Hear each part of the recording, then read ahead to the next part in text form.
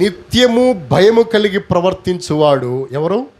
ధన్యుడు. అది నిత్యము ఎప్పుడు కలిగి ఉండాలి? భయము నిరంతరము కలిగి ఉండాలి. నిత్యము భయము కలిగి ప్రవర్తించువాడు ఎవరో తెలుసా? ధన్యుడవుతాడు. ఎవ్రీడే, ఎవ్రీ మినిట్, ప్రతి నిమిషము కూడా ఎవరంటే భయపడుతూ ఉండాలో తెలుసా? దేవుడంటే భయపడుతూ ఉండాలి. అలా భయపడుతూ ఉండేటువంటి భక్తి ధన్యతగా తీసుకొస్తాడు. ధన్యులుగా దేవుడు మనల్ని చేస్తాడు. కాబట్టి ఇటు ధన్యత మనకు అవసరం, ఇటు ధన్యత మన జీవితాలకు అవసరం. కాబట్టి ఈ ధన్యత రావాలంటే నిత్యము ఏం చేయాలా? భయపడాలి. ఎంతకాలం భయపడాలా? ఎంతకాలం? ఎల్లకాలము, జీవితకాలం మనం ఎవరికి భయపడాలా? దేవునికి భయపడాలి. మీ సెల్ ఫోన్లు సైలెంట్లో పెట్టుకోండి. పెట్టేసుకుంటే మంచిది. మిమ్మల్ని ఏం చేయదో తెలుసా? కలవరపాటుకి గురి చేయదు. మీ వలన మేం కలవరపాటుకు గురవం. ఎందుకంటే దేవుడి నుండి వచ్చే వర్తమానం కంటే బయట నుండి సెల్ ఫోన్లో వచ్చే వర్తమానాలు గొప్పవి కాదు. ఇంకో మాట కూడా నేను మీకు చెప్తాను. సెల్ ఫోన్ ఎప్పుడు మన ఆత్మీయ జీవితాన్ని, మన విశ్వాస జీవితాన్ని బలపరచడం కంటే ఎక్కువ ఏం చేస్తుందో తెలుసా? చెడగొడుతుంది, పాడు చేస్తుంది. నేను ఒక ఉదాహరణ చెప్తాను. నా జీవితంలోనే ఎక్కడెక్కడో, ఎందుకు అప్పుడు సెల్ ఫోన్లు లేవు. నా భార్యని, పిల్లల్ని పాడేరులో ప్రార్థన చేసి అనకాపల్లి తీసుకొచ్చేవాడిని. తీసుకొచ్చి వాళ్ళని ట్రైన్ ఎక్కించేవాడిని. ఆ ట్రైన్లో వాళ్ళు గుంటూరు కానీ, విజయవాడ మా ఊరు కాబట్టి విజయవాడ కానీ, గుంటూరు వాళ్ళ ఊరు కాబట్టి గుంటూరు కానీ, లేకపోతే వాళ్ళ నాన్నోళ్ళు సేవ చేసే చిలకలూరిపేట కానీ అక్కడికి వెళ్ళేవాళ్ళు. ఫోనులు లేవు కాబట్టి ప్రార్థన చేసి ట్రైన్ ఎక్కించేవాడిని. వాళ్ళు వెళ్ళి మళ్ళా రావటానికి 10 రోజులు, ఎన్నో వేసవకాలం సెలవుల్లో 10 రోజులు ఎంతో టైం పట్టేది. ఆ 10 రోజుల వరకు వాళ్ళు అక్కడ ఉండేవాళ్ళు. 10 రోజులు ఏమైపోయారా? వాళ్ళు దిగారా, దిగలేదా?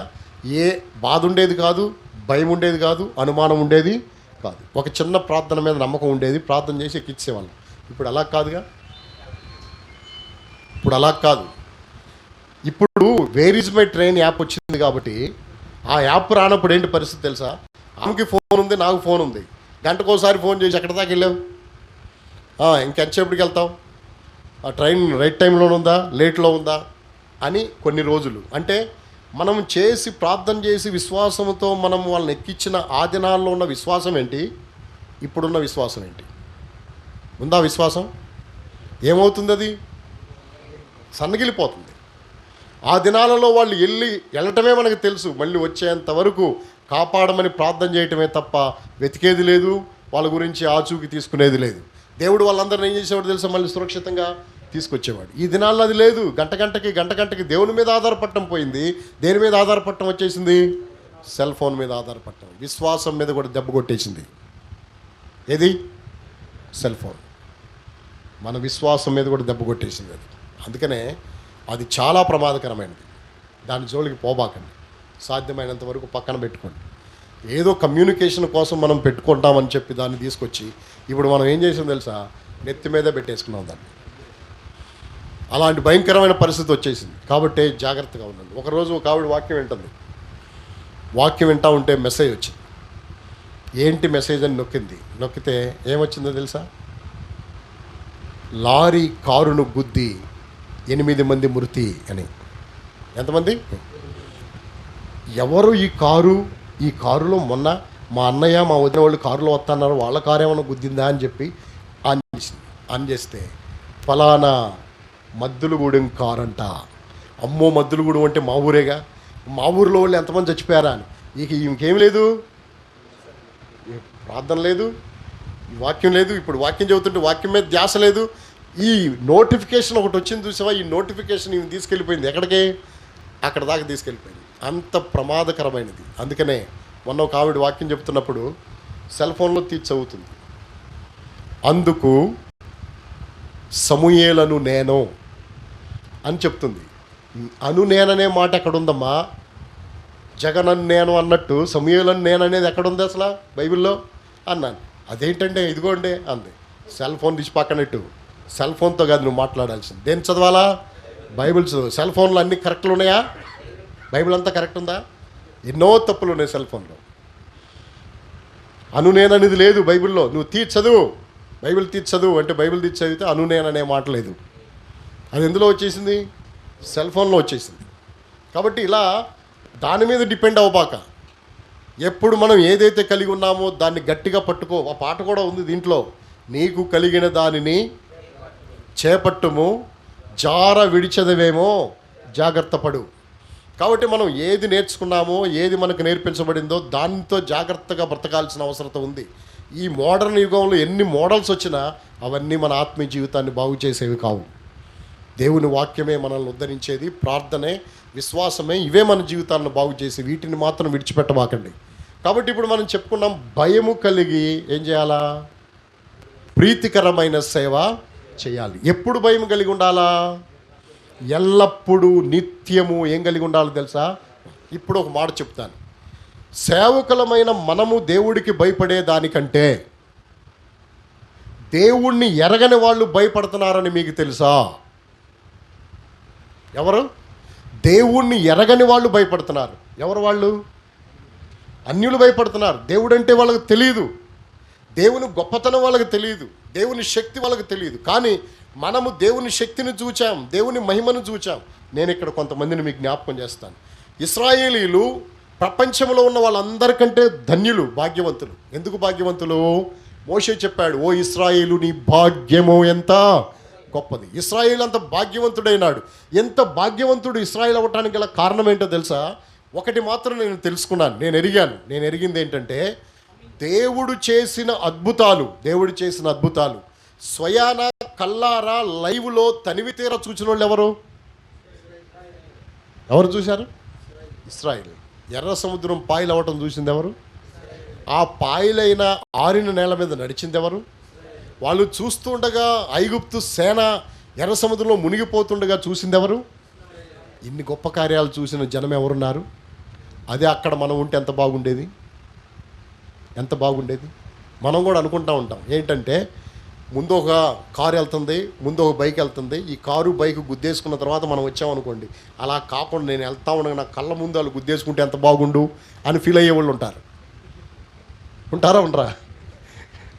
అలా ఉంటే నేను ఎంత చక్కగా వీడియో తీసేసేవాడిని, వీడియో పెట్టేసేవాడిని. అలా గుద్దితే లైవ్లో చూస్తూ ఉంటే అది ఎంత బాగుంటుంది అని. ఇప్పుడు అలా లైవ్లో చూసి అనుభూతి చెందింది ఎవరయ్యా అంటే ఎవరు? ఇశ్రాయేల్. ఇప్పుడు నేను ఒక మాట చెప్పనా? ఇన్ని అద్భుతాలు చేసిన ఇశ్రాయేల్ కంటే భయం ఎవరికుందో తెలుసా? ఫిలిస్తీన్లకుంది. ఎవరికుంది? ఫిలిస్తీన్లకు భయం ఉంది. ఎవరికంటే? ఇశ్రాయేల్ కంటే. ఇశ్రాయేలీల కంటే ఫిలిస్తీన్లకు భయం ఎక్కువ ఉంది. అలాగే దేవుని సేవకుల కంటే విశ్వాసులకు భయం ఎక్కువ ఉంది. విశ్వాసుల కంటే అన్యజనులకి ఏముంది? అవిశ్వాసులకు భయం ఎక్కువ ఉంది. మరి మనం ఏ కండిషన్లో ఉన్నామో చూసుకో. బైబిల్లో ఆ సందర్భాన్ని నేను మీకు చూపిస్తాను. వాళ్ళు ఎంత భయపడ్డారో దేవుడికి. రండి, మొదటి సమూయేలు గ్రంథము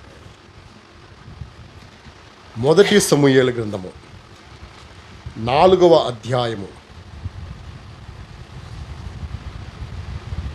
5, 6, 7 వచనాలు అందరం కలిసి చదువుదాం. మొదటి సమూయేలు 4వ అధ్యాయము 5, 6, 7 వచనాలు అందరం కలిసి చదువుదాం. యెహోవా నిబంధన మందస్సము దండులోనికి రాగా ఇశ్రాయేల్ అందరూ భూమి ప్రతిధ్వనినిచ్చునంత గొప్ప కేకలు వేసిరి. ఫిలిస్తీయుల కేకలు విని హెబ్రీల దండులు ఈ గొప్ప కేకల ధ్వని ఏమని అడిగి, యెహోవా నిబంధన మందస్సము దండులోనికి వచ్చినని తెలుసుకొని జడిచి దేవుడు దండులోనికి వచ్చిననుకొని, అయ్యో మనకు శ్రమ, ఇంతకు మునుపు వారికి ఇలాగూ సమయింపలేదు. ఎందో వచనం, అయ్యయ్యో మహాశూరుడగు ఈ దేవుని చేతిలో నుండి మనల్ని ఎవరు విడిపింపగలరు? అరణ్యమందు అనేకమైన తెగుళ్ళ చేత ఐగుప్తీయులను హతము చేసిన దేవుడు ఈయనే గదా. ఏమన్నారు వీళ్ళు? ఎవరన్నారు ఈ మాటలు? ఇవి ఫిలిస్తీయులు. మందసం వచ్చిందని భూమి ప్రతిధ్వనించునంత మట్టుగా ధరణి దద్దరిల్లిపోవునంతగా కేకలు వేశారు ఇశ్రాయేలీలు. ఏంటి కేకలని వాళ్ళు కనుక్కుంటే ఆరాధిస్తే మందసం వచ్చిందంట అని తెలిసి వాళ్ళు అన్నారు. మందసం అంటలేదు ఇప్పుడు వాళ్ళు, దేవుడు వచ్చాడు. ఎవరు వచ్చారు? ఆ దేవుడు ఐగుప్తీయులను తెగుళ్ళ చేత ఏం చేశాడు? హతము చేశాడు. ఈయనే కదా ఆ దేవుడు, ఈయనే కదా. ఆ దేవుడినే కదా. ఇప్పుడు ఇశ్రాయేలుకి భయం ఎక్కువ ఉందా, ఫిలిస్తీన్లకు భయం ఎక్కువ ఉందా? బైబిల్లో రాయబడింది జడిచి అని రాయబడింది. జడిచి అంటే అర్థం ఏంటి? భయపడి వణికిపోయినారు, భయపడిపోయినారు. ఇంతగా భయపడిపోవడానికి గల కారణం ఏంటో తెలుసా? వాళ్ళ జీవితంలో ఆ దేవుని మహాత్మ్యము ఇప్పుడే తెలుసా, అంతకుముందు తెలుసా? రండి, 6వ అధ్యాయం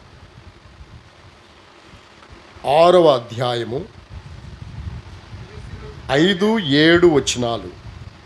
5, 6, 7 వచనాలు అందరం కలిసి 5, 6 వచనాలు చదువుదాం. మొట్టమొదట 6వ అధ్యాయము 5. కాబట్టి మీకు కలిగిన గడ్డలుగాను భూమిని పాడు చేయు పందికొక్కులుగాను నిరూపించబడిన గడ్డలను చుంచులను చేసి పంపించి ఇశ్రాయేలు దేవునికి మహిమను చెల్లింపవలను. అప్పుడు మీ మీదను మీ దేవతల మీదను మీ భూమి మీదను భారముగా ఉన్న తమ హస్తమును ఆయన తీసివేయును కాబోలు. ఐగుప్తీయులను ఫరోయును తమ హృదయములను కఠినపరుచుకున్నట్లు మీ హృదయములను మీరెందుకు కఠినపరుచుకుందరు? ఆయన వారిలో అద్భుతములు చేయగా వారు ఆ జనులను పోనిచ్చిరి. ఇశ్రాయేలు వెళ్ళిపోయారు కదా. ఇశ్రాయేలు ఏమయ్యారు కదా. ఈయన ఏమంటున్నారు తెలుసా? వీళ్ళెవరో తెలుసా? ఫిలిస్తీయ యాజకులు. ఈ మాటలు చెప్పేది ఎవరు? ఫిలిస్తీయ యాజకులు. ఫిలిస్తీయ యాజకులు ఏం చెప్తున్నారో తెలుసా?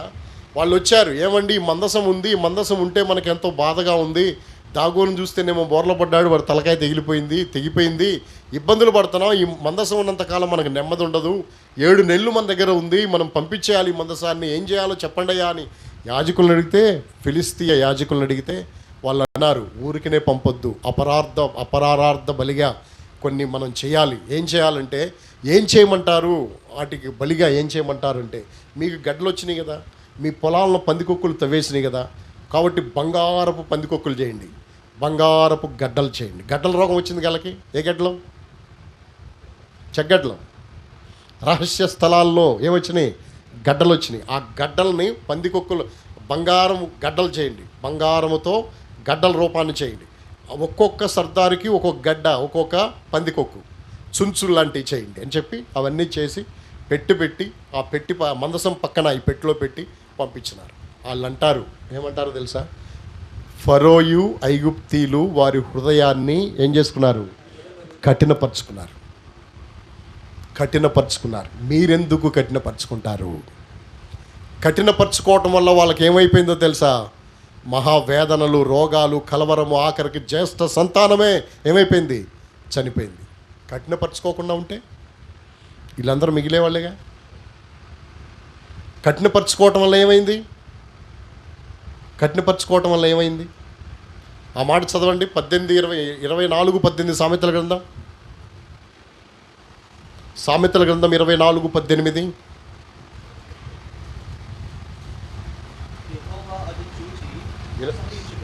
సామెతలు 28:14.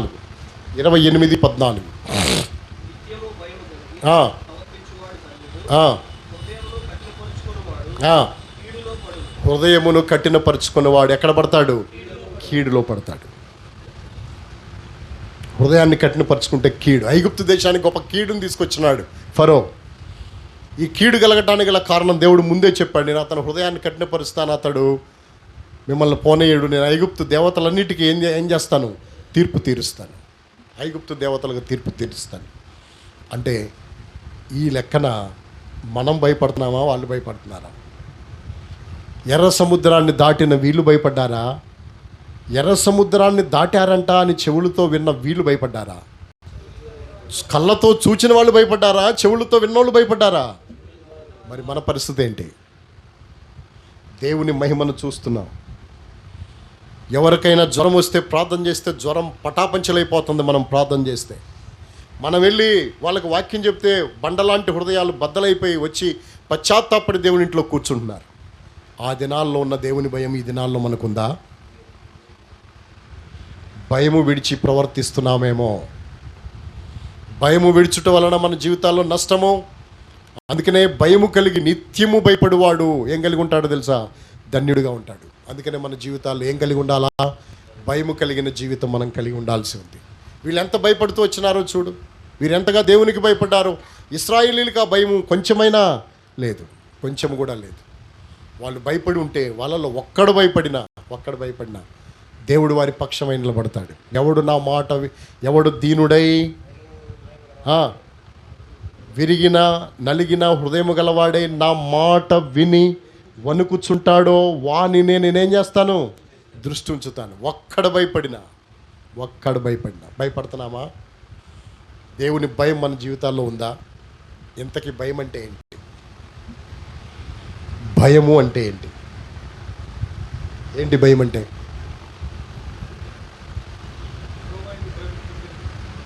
భయం అంటే ఏంటి? జ్ఞానం అంటే ఏంటి? భయం అంటే ఏంటి? జాగ్రత్తగా మనం గమనిస్తే భయం అంటే ఏంటి? భయము మనం కూడా పులిపేట మీద నిలబడి దంచేసాం భయం గురించి. కానీ ఆ భయంలో కొంచెమైనా మనకుందా? లేదు. కొంచెమన్నా ఉందా భయం మనకంటే? ఆ భయం లేదు. భయం అంటే ఏంటి? బైబిల్లో భయం అంటే నేను డిక్షనరీ నుండి చెప్పట్లేదు. బైబిల్ యొక్క మూల భాషలో చెప్తున్నాను భయం అంటే ఏంటో. ఒక మనిషితో దేవుడు అన్నాడు, ఇందును గూర్చి నీవు నాకు ఏమవుతున్నావు? ఏంటి భయపడ్డాడు? దేవుడు ఇచ్చిన స్టేట్మెంట్, సర్టిఫికెట్ అది. నీవు నాకు ఏమవుతున్నావని నాకు అర్థమవుతుంది, భయపడుతున్నావని నేను తెలుసుకున్నాను. భయపడటం అంటే ఏంటి? ఏం చేశాడంట ఆయనకి? ఏం చేశాడంట అంటే 5 విషయాలు నేను మీకు చెప్తాను. 5 ప్రాముఖ్యమైన విషయాలు ఉన్నాయి అబ్రహాము జీవితంలో. అబ్రహాము దేవునికి భయపడటానికి గల 5 ప్రాముఖ్యమైన విషయాలు నేను మీ దృష్టికి తీసుకొస్తాను. మొట్టమొదటి విషయము అబ్రహాము జీవితంలో మనం నేర్చుకోవాల్సిన విషయం, మనము కూడా దేవునికి భయపడే వారంగా ఉండాలంటే 5 లక్షణాలు మనకు ఉండాలి. అందులో మొట్టమొదటి విషయం ఏంటి అంటే, అబ్రహాము జీవితంలో దేవుడు అబ్రహాముకు ప్రత్యక్షమై అబ్రహామా, నేను నీకు మోరియా పర్వతంలో చూపించే ఒక దాని మీద నీ కుమారుణ్ణి నా కొరకు నువ్వు దహన బలిగా అర్పించు అని దేవుడు అన్నాడు. ఎవరితో? అబ్రహాముతో. అంటే అబ్రహాం ఏం చేశాడు? వెంటనే కట్టెలు తీసుకున్నాడు, నిప్పు తీసుకున్నాడు, కత్తి తీసుకున్నాడు, పనివాడిని తీసుకున్నాడు, గాడిదని తీసుకున్నాడు, కొడుకుని తీసుకున్నాడు. అక్కడికి దేవుడు చెప్పాడు ఏమని? నీవు ప్రేమించే ఇస్సాకుని తీసుకొని నీ కుమారుని తీసుకో అంటే ఇస్మాయిల్ని తీసుకెళ్ళిపోయేవాడు. ఎందుకంటే మన తెలివితేటలు ఎక్కువ ఉంటాయి కదా. అబ్రహామా, నీ కుమారుని తీసుకెళ్ళి నాకు మోరియా పర్వతం మీద బలర్పించంటే ఎవరిని తీసుకెళ్ళేవాడు? ఇస్సాకు నటిపెట్టి కొడుకు అన్నాడు కాబట్టి అని చెప్పి ఇస్మాయిల్ని తీసుకెళ్ళి నరికేసేవాడు. అందుకని దేవుడు ఏమన్నాడు తెలుసా? నీవు ప్రేమించేవాడైనా, నీకు ఒక్కగానొక్కడైనా ఎవరిని తీసుకెళ్ళావు? పేరు కూడా పెట్టి చెప్పాడు దేవుడు. పెట్టాడు కాబట్టి తీసుకెళ్ళాలి. 1, అతనిలో విధేయత ఉంది. ఏముంది? విధేయత. బయలుదేరలేదా? చూడండి 22వ అధ్యాయం, ఆదికాండము 22వ అధ్యాయము 3వ వచనాన్ని చదవండి. ఎప్పుడు చెప్పాడు దేవుడు? ముందు రోజు చెప్పాడు. ఎర్లీ మార్నింగే బయలుదేరిపోయాడు. మనం ఏం చేస్తాం?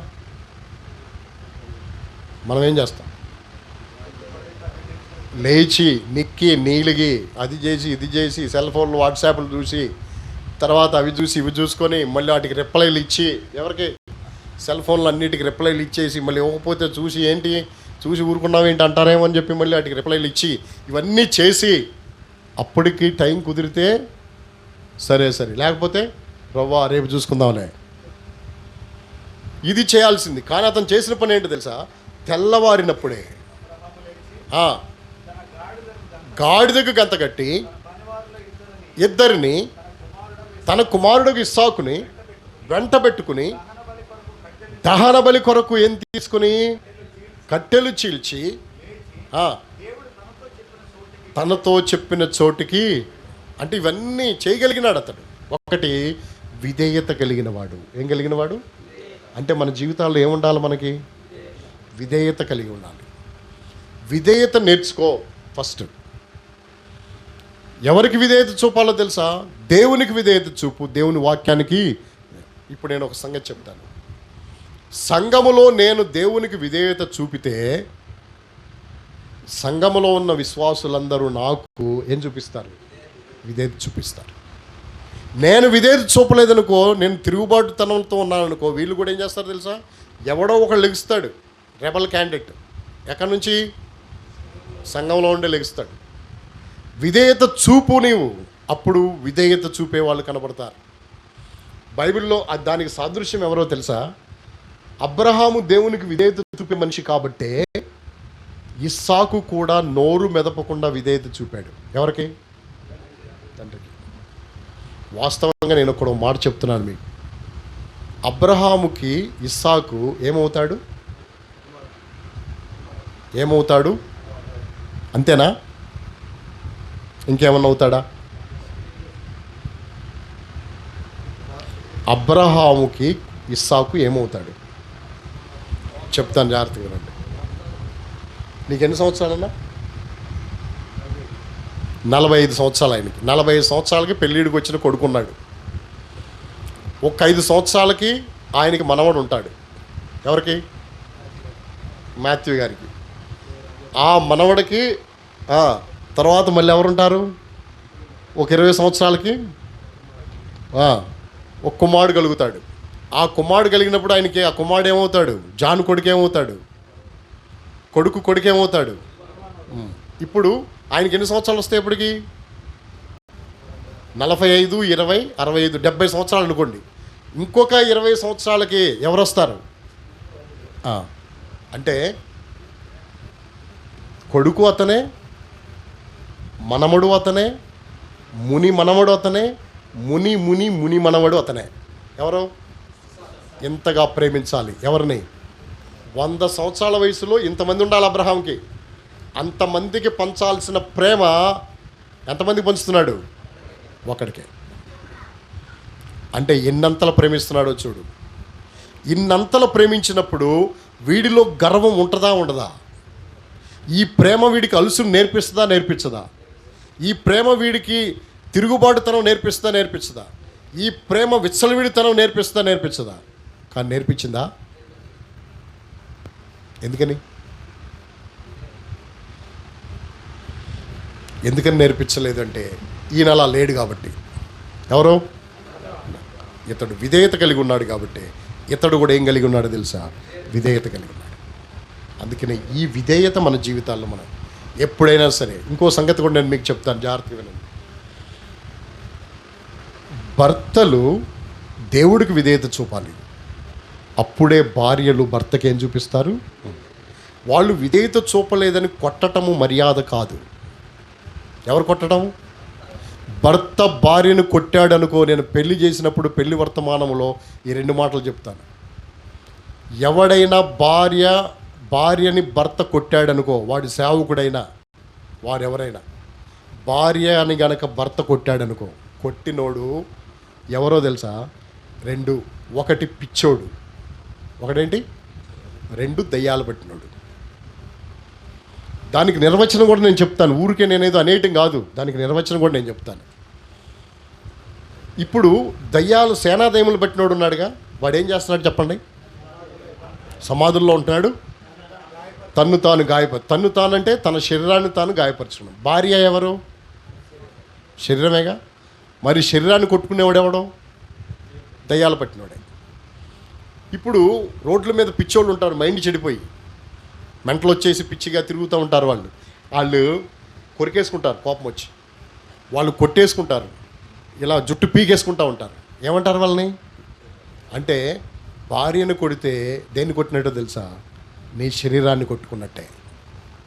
అంటే భార్యను కొట్టినోడు ఎవరు? పిచ్చోడు 1, 2 దయ్యాలు పట్టినోడు. అంతేనా? సేవకులు కొట్టచ్చా భార్యలని? సేవకులు కాదు, అసలు ఎవరు కొట్టకూడదు భార్యని. ఎందుకు అంటే మన జీవితాల్లో మనకు వచ్చినటువంటి పరిస్థితి ఏంటి అంటే, మనం వాళ్ళని కొట్టి భయపెట్టి లోబరుచుకొని ఏం చేయాలంట? లోబరుచుకోవాలని మనం ప్రయత్నం చేస్తాం. వెనకడికి ఒక ఆయన ఒక సామెత చెప్పాడు. ఏం చెప్పాడంటే, ఒరే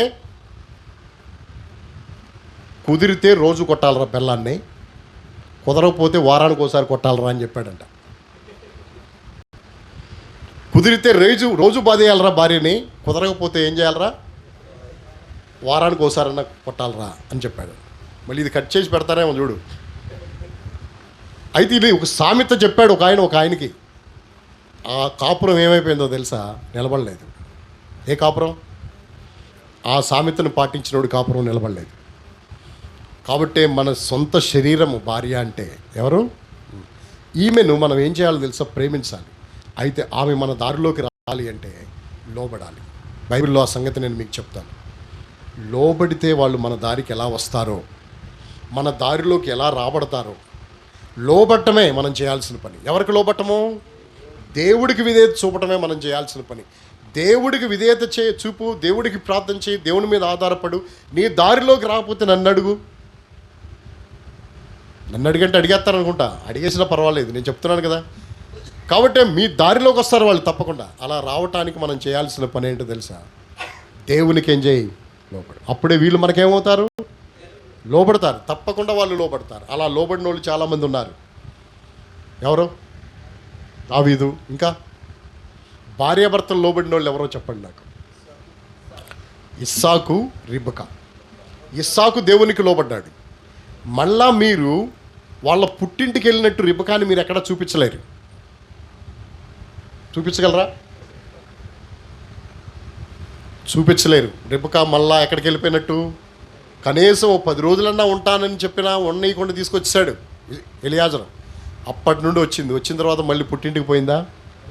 అసలు వాస్తవంగా మరువుము నీ తండ్రి ఇంటిని, మరువుము నీ స్వంత జనమును అని పాటించింది ఎవరో తెలుసా? రిబకానే. ఇంకో సంగతి కూడా చెప్పాలి మీకు. యాకోబుని పంపించింది కానీ ఈమె వెళ్ళలేదుగా. ఈమె పెట్టిబేడ సర్దుకొని వెళ్ళిందా? నువ్వు వెళ్ళి అక్కడ ఒక ఆమెను పెళ్లి చేసుకొని రారా అంతే. లేకపోతే నేను కూడా వస్తాను, ఏమంటే పర్మిషన్ అయ్యి ఇక్కడికి వెళ్ళి ఎవరు అందంగా ఉన్నారా వాళ్ళని చూసి తీసుకొచ్చి కట్టేసి అప్పుడు ఇద్దరం వస్తామని చెప్పి ఆమె ఏమైనా బయలుదేరిందా? బయలుదేరు, నువ్వు వెళ్ళరా అని చెప్పింది. నేను ఈ ముసలాన్ని చూసుకుంటా ఉంటాను, నువ్వు వెళ్ళరా అని పంపించింది. కాబట్టి ఆయన వెళ్ళిపోయాడు. ఎవరు వెళ్ళిపోయాడు? యాకోబు వెళ్ళిపోయాడు. కానీ ఆమె ఉండిపోయింది. చరిత్రలో ఆమె పోలేదు. కారణం ఏంటి అంటే ఆమె ఇస్సాకుకు లోబడింది. ఎంతగా లోబడింది అంటే అబ్రహాము ప్రార్థనాపరుడు, ఎలియాజరు ప్రార్థనాపరుడు. అదే ప్రార్థనా జీవితము ఎవరికి వచ్చింది? ఇస్సాకు వచ్చింది. డానియేల్ అన్న కొడుకు పెళ్లిలో వర్తమానంలో చెప్పాను ఈ విషయం నేను. ఇస్సాకు ప్రార్థనా జీవితమే, ఇస్సాకు లోబడే స్వభావమే రిబకాని తన దారిలోకి తీసుకొచ్చేసింది. ఎక్కడి దాకా తీసుకొచ్చిందో తెలుసా? ఆమె విగ్రహాలు కలిగిన కుటుంబం నుండి వచ్చింది. గృహదేవతలు ఉన్నాయి వాళ్ళ ఇంట్లో. ఆమె ఇంట్లో గృహదేవతలు లేవా? ఆ గృహదేవతల కుటుంబం నుండి కడుపులు నొప్పి తట్టుకోవడానికి ఆమె ఏం చేసిందో తెలుసా? అక్కడికి పరిగెత్తి ఇక్కడ పరిగెత్తకుండా మోకరించి, ప్రభువా నేను గొడ్రాలనైతే నా భర్త ప్రార్థన చేస్తే నన్ను గర్భవతిగా చేశావు, ఇప్పుడు నేను ఈ గర్భవతినయ్యా, ఈ కడుపుల నొప్పితో బాధపడ్డాను, ఈ కడుపు నొప్పికి కారణం ఏంటంటే మాట్లాడి నాతో చెప్పి దేవుడు మాట్లాడండి. కడుపులో 2 జన్మలు ఏమవుతాడు? కలిగిన ఎవరిని అడగటానికి వెళ్ళింది? యెహోవా అడగ వెళ్ళాను. ఇంత విశ్వాసములోకి రండి. ఆ మాట ఒకసారి చదువుదాం. ఆదికాండం 25వ అధ్యాయము 22వ వచనం. ఆమె గర్భములో ఒకరితో ఒకడు పెనుగులాడిరి గనుక ఆమె ఈ విషయమై యెహోవాను ఏం చేయవలెను? ఎన్ని సంవత్సరాలకి పుట్టాడు పిల్లోడాలకి? ఎన్ని సంవత్సరాలు? పెళ్ళైన ఎన్ని సంవత్సరాలకి పుట్టాడు? 20 సంవత్సరాలు. 40 సంవత్సరాలకు పెళ్ళైంది. అయ్యా ఏందది? మజ్జిగ. ఒక్క నిమిషం ఆగండి.